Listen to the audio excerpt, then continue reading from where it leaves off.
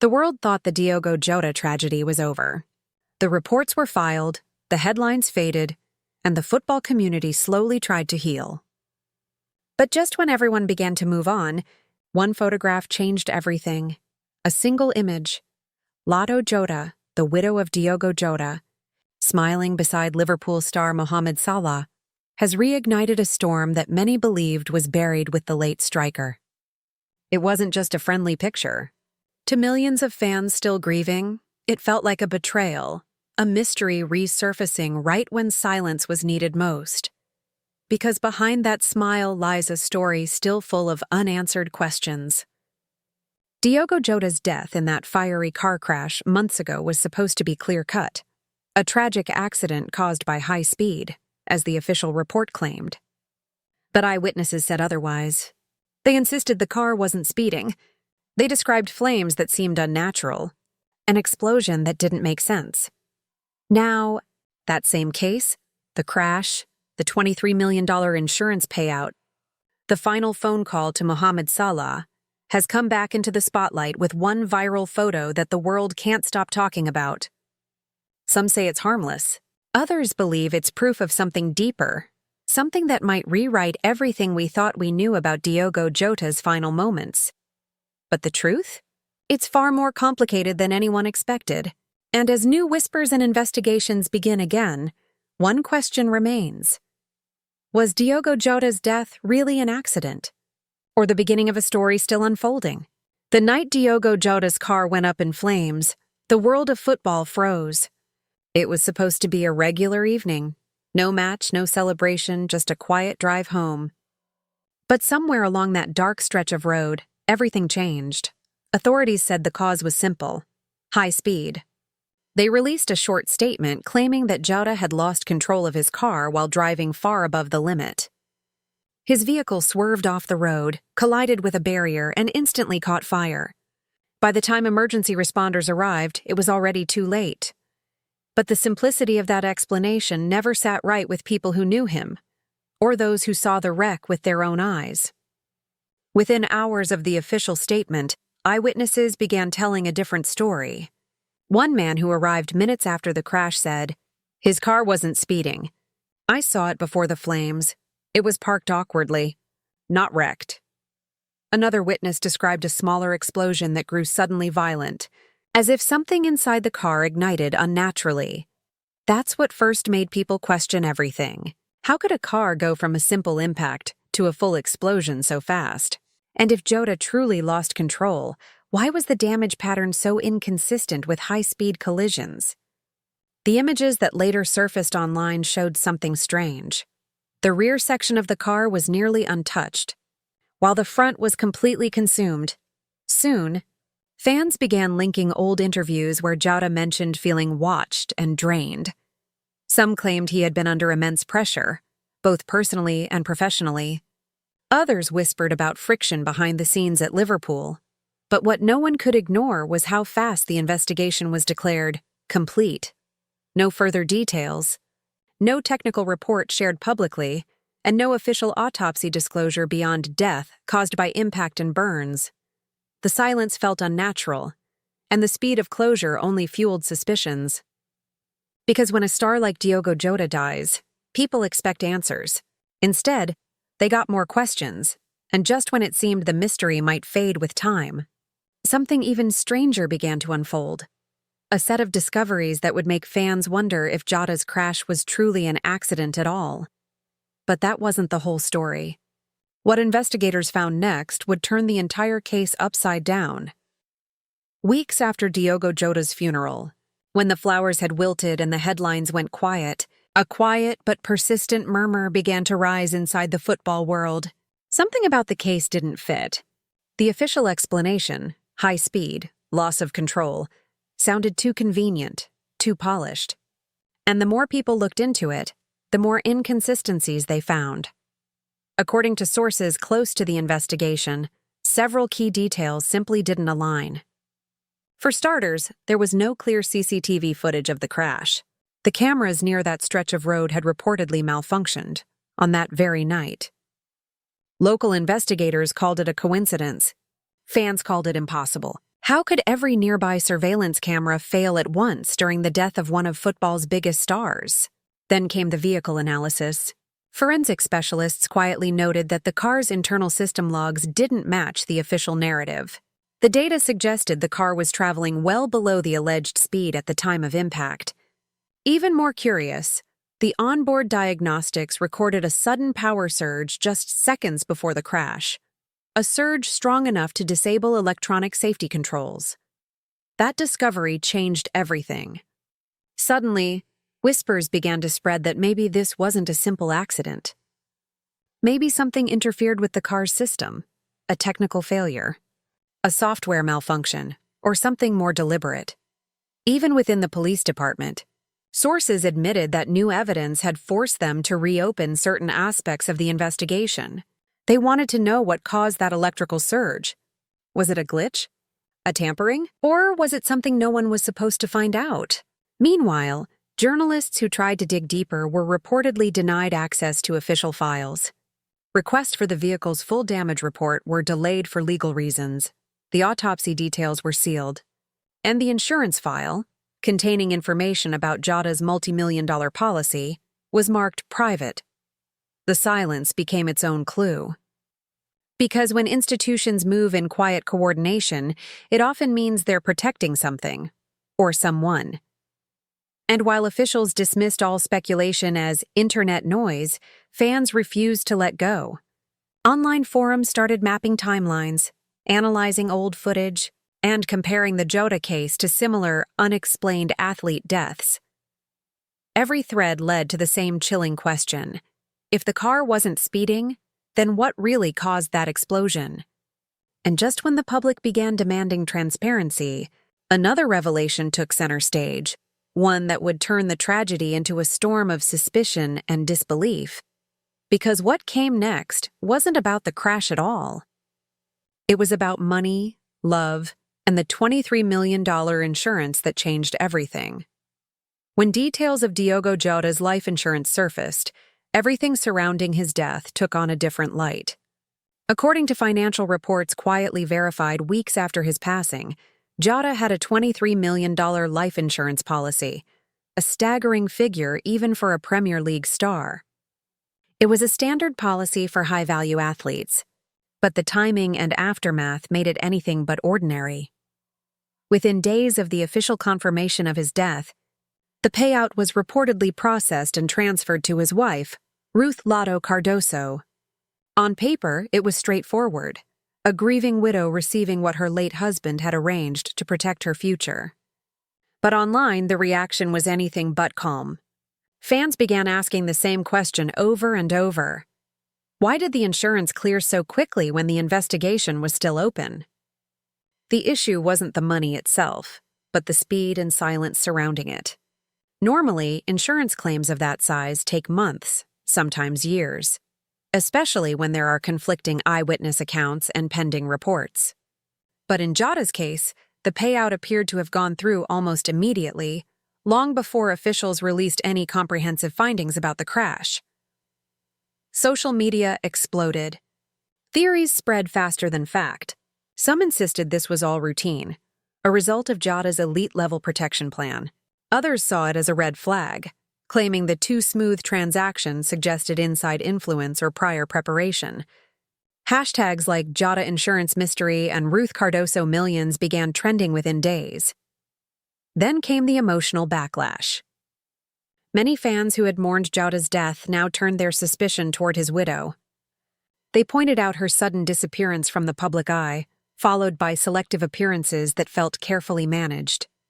They noticed how no official statement came from her, no emotional tribute, no media interview. Just silence, and an insurance file quietly closed.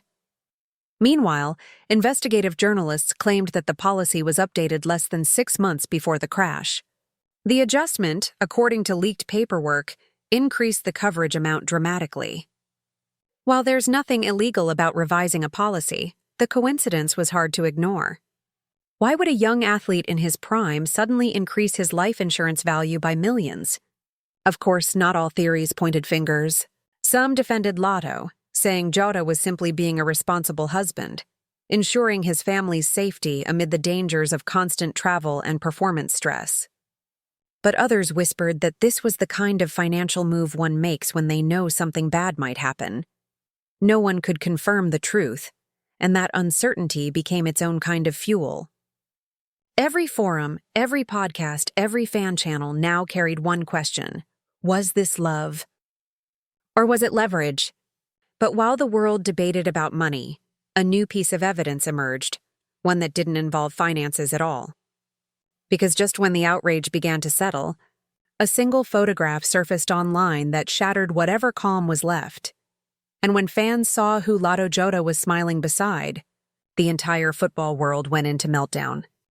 It started like any ordinary upload, a blurry photo, a sunset, two familiar faces. But within hours, that single image had turned into one of the most explosive moments in modern football. The picture showed Diogo Jota, Diogo Jota's widow, smiling beside none other than Liverpool superstar Mohamed Salah. The two appeared relaxed, casual and happy, posing at what looked like a private cafe near the Merseyside waterfront.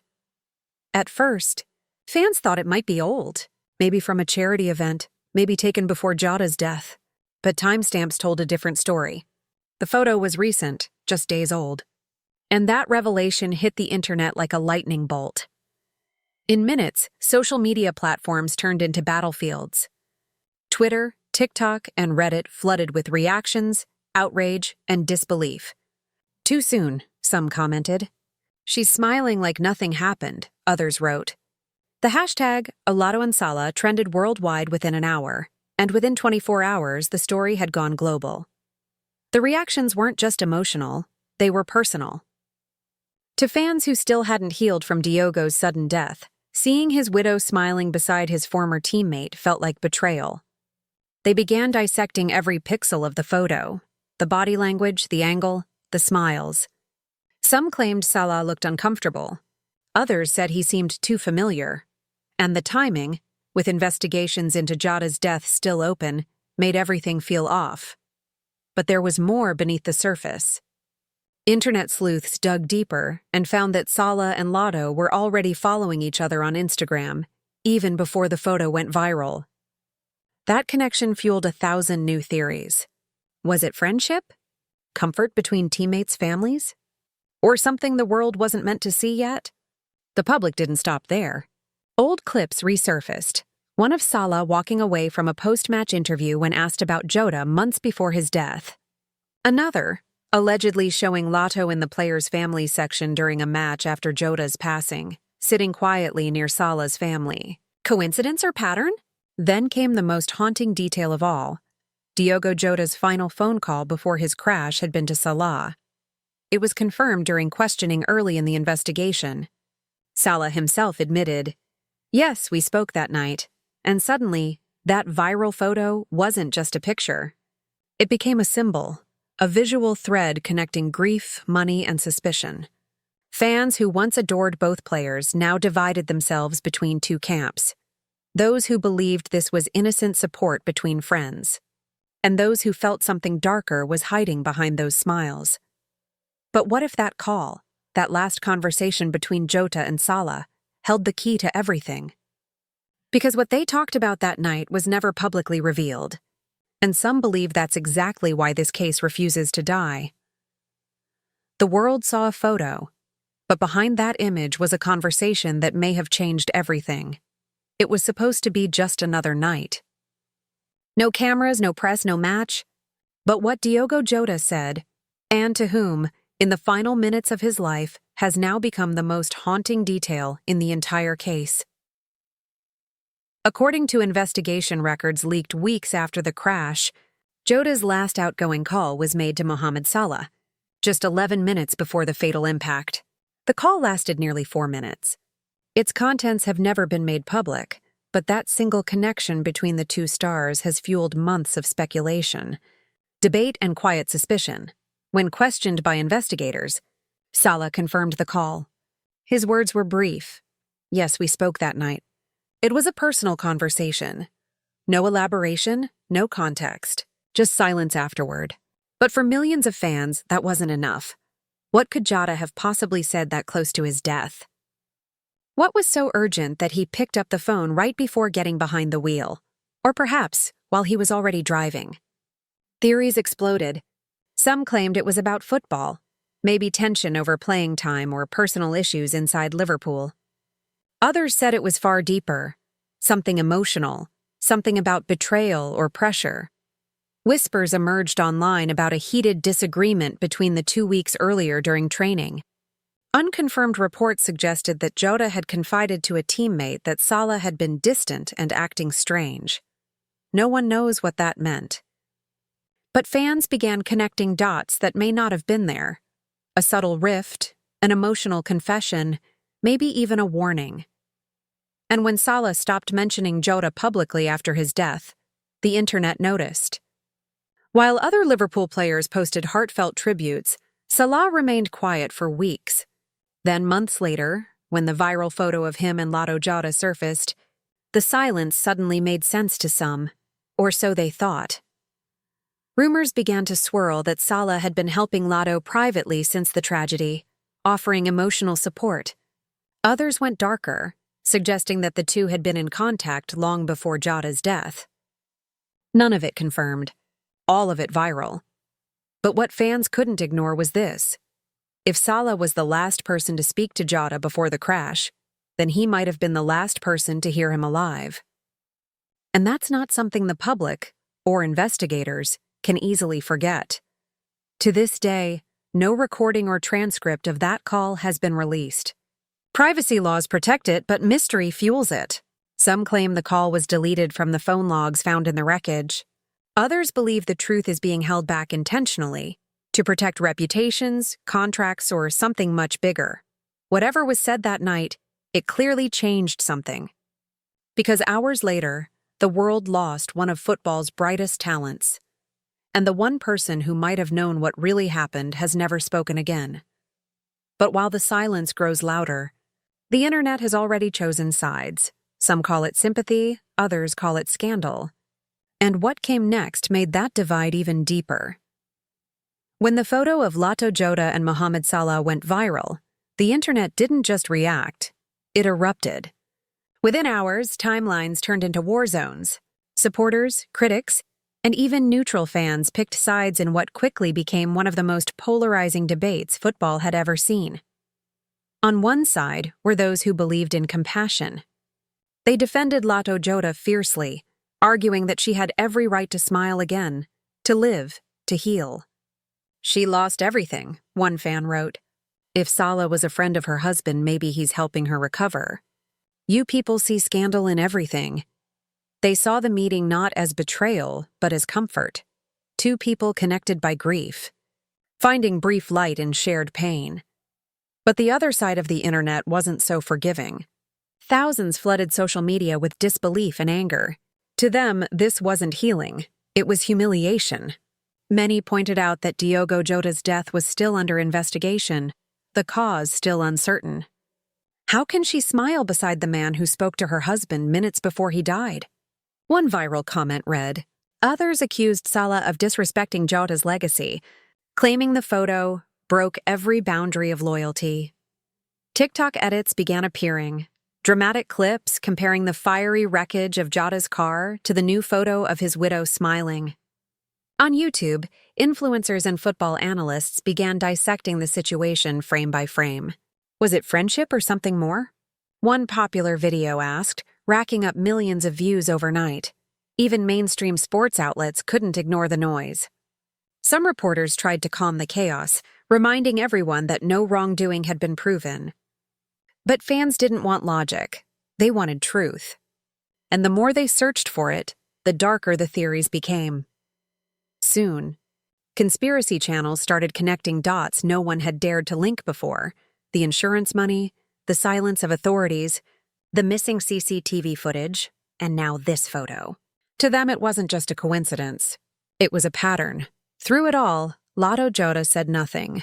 She deactivated her comments, avoided interviews, and was last seen leaving a Liverpool restaurant with a scarf covering her face. Salah, too, offered no statement, letting the noise build around him. And that silence, that shared, deliberate quiet, only fueled the fire. Because when people stay quiet for too long, the world begins to fill in the blanks on its own. By now, what began as a tragedy had become a storm of emotion, suspicion, and heartbreak. And yet, behind all the noise, one truth kept resurfacing. The investigation wasn't closed. Because even as social media argued over love and loyalty, investigators were quietly digging into something else, entirely, something hidden in the wreckage that could finally explain how Diogo Jota's car truly went up in flames. And what they discovered next would send chills through everyone who thought the mystery was over. Just when the noise around social media began to fade, investigators quietly returned to where it all began, the crash site. Months had passed, but something about the official story still didn't sit right with them. There were pieces missing, data that didn't align, and witnesses whose statements contradicted everything in the final report. What they found next reopened the very case many believed was buried for good.